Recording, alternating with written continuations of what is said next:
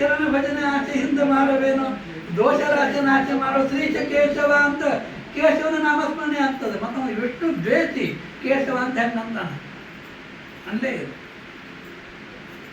ಹೀಗಾಗಿ 24 ನಾಮಸ್ಮರಣೆಯನ್ನು ಮಾಡಿದ್ದಕ್ಕೆ ವಿಷ್ಣು ದ್ವೇಷಿ ಆದದ್ದರಿಂದ ಸಂಧ್ಯಾಕಾಲೇ ಗೊತ್ತಾಗಲಿಲ್ಲ. ಅದಕ್ಕಾಗಿ ಹಗಲೂ ಬೇಡ, ರಾತ್ರಿನೂ ಬೇಡ, ಸಂಧ್ಯಾಕಾಲ ಒಳಗೂ ಬೇಡ ಹೊರಗೂ ಬೇಡ ಅನ್ನೋದಕ್ಕೆ ಹೊತ್ತಲ. ಒಳಗೂ ಬೇಡ ಹೊರಗೂ ಬೇಡ. ಅದೇನಾಯ್ತು, ಹೊತ್ತಲಕ್ಕೆ ದೇಹಲಿ ಅಂತ ಕರೀತಾರೆ. ದೇಹಲಿಗೆ ಅಭಿಮಾನಿ ಯಾರು? ನರಸಿಂಹದೇವರು. ಅದಕ್ಕೆ ನಮ್ಮಲ್ಲಿ ಹೊತ್ತರ ಮೇಲೆ ನಿಂದ್ರಬೇಡ ಅಂತ ಯಾಕೆ ಹೇಳ್ತಾರ? ಅಲ್ಲಿ ನರಸಿಂಹದೇವರ ಸನ್ನಿಧಾನ ಅದ, ಅದಕ್ಕೆ ಹೊತ್ತರ ಮೇಲೆ ನಿಲ್ಲಬೇಡ ಅಂತ ಹೇಳ್ತಾರೆ. ಅದಕ್ಕಾಗಿಯೇ ಬಾಗಿಲಕ್ಕೆ ಹೊತ್ತಲ ಬಿಡಿಸಬೇಕು, ಕಲ್ಲಿಂದು ಇರಬಾರದು, ಅದರ ಮೇಲೆ ಪ್ಲಾಸ್ಟಿಕ್ಕು ಅಂಟಿಸಬಾರದು. ನರಸಿಂಹದೇವರಿಗೆ ಪ್ಲಾಸ್ಟಿಕ್ ಅಂಟಿಸಿದಂಗೆ, ನರಸಿಂಹದೇವರಿಗೆ ಬ್ಯಾಂಡೇಜ್ ಮಾಡಿದಂಗೆ. ಬ್ಯಾಂಡೇಜ್ ಅವ್ರಿಗೆ ಮಾಡ್ತೀವಿ, ನರಸಿಂಹದೇವರಿಗೆ ಮನುಷ್ಯರಿಗೆ ಬ್ಯಾಂಡೇಜ್ ಮಾಡ್ಯಾರ ಅಂದ್ರೆ ಅಡ್ಡಿಗಿಲ್ಲ. ಒಂದು ತಿಂಗಳು ಬದರಿ ಯಾತ್ರಕ್ಕೆ ಹೋಗ್ತೀವಿ, ಬರೋವರೆಗೆ ರಂಗೋಲಿ ಯಾರು ಹಾಕೋರಿಲ್ಲ ಅಂತ ಹೇಳ್ಕೊಂಡು ಬ್ಯಾಂಡೇಜ್ ಮಾಡಿ ಹೋಗ್ಬಿಟ್ರೆ ಬದರಿ ಯಾತ್ರಾ ಮಾಡಿದ್ರೆ ಪುಣ್ಯನೇ ಬರಂಗಲ್ಲ. ಅದಕ್ಕಾಗಿ ಸರ್ವಥ ನರಸಿಂಹದೇವರಿಗೆ ಬ್ಯಾಂಡೇಜ್ ಮಾಡ್ತೀವಿ ಅಂತ ಹೇಳಬಾರ್ದು, ಮಾಡಲಿಕ್ಕೂ ಹೋಗಬಾರ್ದು.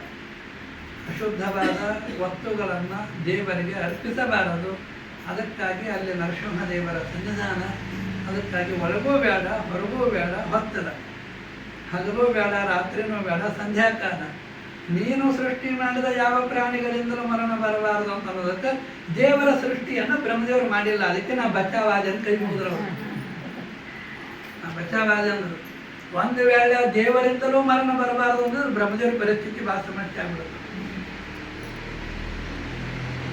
ಅದಕ್ಕೆ ಅವ್ರು ಕೇಳೋ ಮುಂದಾಗ ಏನು ಕೇಳುತ್ತೆ, ನೀವು ಸೃಷ್ಟಿ ಮಾಡಿದ ಪ್ರಾಣಿಗಳಿಂದ ಮರಣ ಬರಬಾರದು. ಬ್ರಹ್ಮದೇವರನ್ನು ಮಾನವ ದೇವರಿದ್ದಾನೆ, ಇದು ಸೃಷ್ಟಿ ಯಾರೂ ಮಾಡೇ ಇಲ್ಲ. ಹಾಗಾದ್ರೆ ಹೀಗೆ ಆಯಿತು. ಇಂತಹ ನರಸಿಂಹದೇವರ ಅವತಾರ ಮಾಡಿದ ಮೇಲೆ ಆ ರೂಪವನ್ನು ಕಂಡ ಲಕ್ಷ್ಮೀದೇವಿ ಅಂದು, ನಾನು ಅನಾದಿ ಅನಂತ ಕಾಲದಿಂದಲೂ ಇದ್ರೂ ಇಂಥ ರೂಪ ನೋಡಿಲ್ಲ ಅಂತ ಹೇಳಿದರು. ಇಂಥ ರೂಪವನ್ನು ನೋಡಿಲ್ಲ. ಎಲ್ಲ ಬ್ರಹ್ಮಾದಿ ದೇವತೆಗಳು ಪ್ರಾರ್ಥನೆ ಮಾಡಲಿಕ್ಕಂದ್ರೆ ನರಸಿಂಹದೇವರ ಉಗ್ರನೇ ಶಮನ ಆಗ್ತಾ ಇಲ್ಲ. ಯಾರನ್ನು ಮುಂದೆ ಕಳಿಸ್ಬೇಕು? ಸಮಸ್ಯೆ ಆಯಿತು. ಬ್ರಹ್ಮದೇವರು ಅಂದರು, ಯಾರೂ ಬೇಡ, ಅವತಾರ ಮಾಡಿದ್ದೆ ಪ್ರಹ್ಲಾದ ಸಲುವಾಗಿ, ಪ್ರಹ್ಲಾದನನ್ನೇ ಮುಂದೆ ಕಳಿಸ್ರಿ ಅಂತ.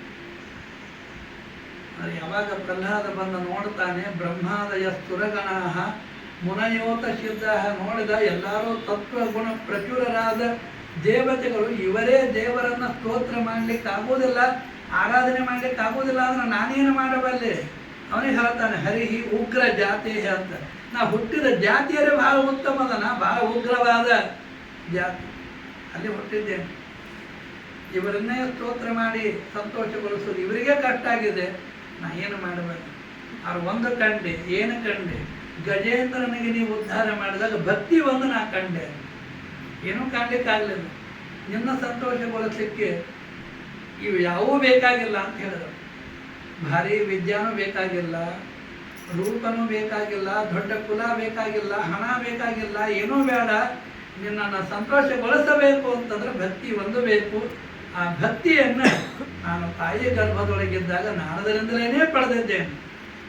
ನಾರದರ ಅನುಗ್ರಹದಿಂದ ಅವಾಗೇ ಪಡೆದಿದ್ದೇನೆ, ಜನ್ಮಾಂತರದ ಸುಕೃತದಿಂದ. ಹಾಗಾದ್ರೆ ಪ್ರಹ್ಲಾದರಾಜರು ನರಸಿಂಹದೇವರನ್ನು ಸ್ತೋತ್ರ ಮಾಡಿದಾಗ ಶಾಂತ ಆದರು.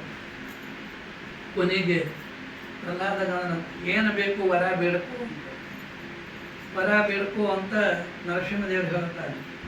ವರ ಬೇಡುವ ಬುದ್ಧಿನೇ ಬರಬಾರದು ಅಂತ ಪ್ರಹ್ಲಾದ ಕೇಳ್ತಾನೆ. ವರ ಬೇಡಕು ಅಂತ ಇವರು, ವರ ಬೇಡುವ ಬುದ್ಧಿನೇ ಬರಬಾರದು ಅಂದ್ರೆ ಏನು? ಇಷ್ಟೆಲ್ಲ ಮಾಡಿ ದೇವರಲ್ಲಿ ವರ ಬೇಡಿದರೆ ಒಬ್ಬ ವಣಿಕ್ ಅಂತ ಬರೀತಾರೆ ಪ್ರಹ್ಲಾದ. ಅಂದ್ರೆ ವ್ಯಾಪಾರಿ.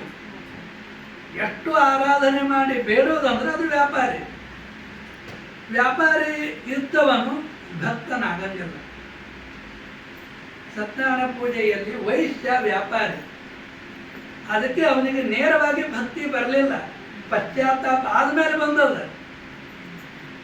ವ್ಯಾಪಾರಿ ತನ್ನ ಸರ್ವಥಾ ಮಾಡಬಾರದು. ಅದಕ್ಕೆ ನನಗೆ ಬೇಡುವ ಬುದ್ಧಿನೇ ಬೇಡ. ಬ್ರಾಹ್ಮಣರಿದ್ದರು, ಸ್ವಯಂ ದೇವರೇ ಅನುಗ್ರಹ ಮಾಡಿದರು.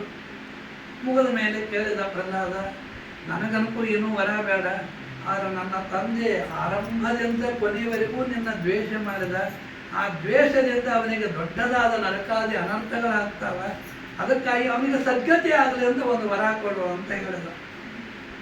ನರಸಿಂಹದೇವರಂದರು, ನೀನು ಒಬ್ಬನ ಹುಟ್ಟಿದ್ದಕ್ಕೆ ನಿನ್ನ ತಂದೆ ಅಷ್ಟೇ ಅಲ್ಲ, ತ್ರಿಸಪ್ತಭಿಹಿ ನಿನ್ನ 21 ಕುಲ ಉದ್ಧಾರ ಅದು ಇವತ್ತಂತ ಹೇಳ್ತಾರೆ. ಪ್ರಹ್ಲಾದನಂತಹ ಒಬ್ಬ ಭಕ್ತನಿಂದ 21 ಕುಲ ಉದ್ಧಾರ.